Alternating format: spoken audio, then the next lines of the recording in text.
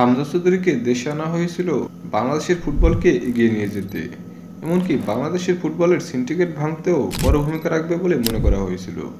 তবে হামজা চৌধুরী কিনা শেষ পর্যন্ত বাংলাদেশ ফুটবলের সিন্ডিকেটের শিকার হয়ে দেশ ত্যাগ করলেন, এমনটাই জানাচ্ছে দেশি বিদেশি অনেক গণমাধ্যম।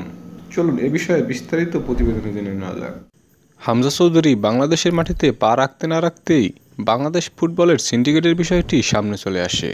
সেই ঢোল আরও জোরে সোরেই বাজতে শুরু করে যখন হামজা চৌধুরী ভারতের বিপক্ষে প্রথম ম্যাচটি খেলে। সেই ম্যাচ দেখেই সবাই বলছে হামজা চৌধুরীও শেষ পর্যন্ত এই সিন্ডিকেটের শিকার হলেন।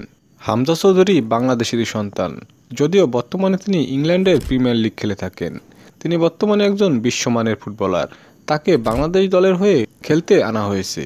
তবে মাঠের খেলা দেখে মনে হচ্ছিল বাংলাদেশের ফুটবলাররা হামজা চৌধুরীকে নিজের সতীর্থ হিসেবে মানতেই পারেনি। তিনি যে একজন বিশ্বমানের ফুটবলার, তাকে সেই হিসেবে মূল্যায়নই করা হচ্ছে না। সে যা বলছে তার উল্টোটাই করছে প্রত্যেকটা ফুটবলার। হামজা চৌধুরীকে মাঠে যে রোলে খেলানো হচ্ছিল সেই রোলে সুযোগই দেওয়া হচ্ছিল না তাকে।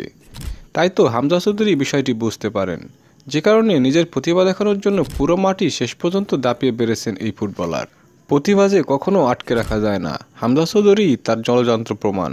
মাঠে যদিও তাকে সুযোগ দেওয়া হচ্ছিল না, তবে নিজেকে প্রমাণ করতে সারা মাঠ দাপিয়ে নিজের দেশকে সম্মানজনক অবস্থানে রেখেছেন। তবে সবাইকে চোখে আঙুল দিয়ে দেখিয়ে দিয়েছেন বাংলাদেশের সিন্ডিকেট সম্পর্কে, এমনটাই বলছেন নেটিজেনরা।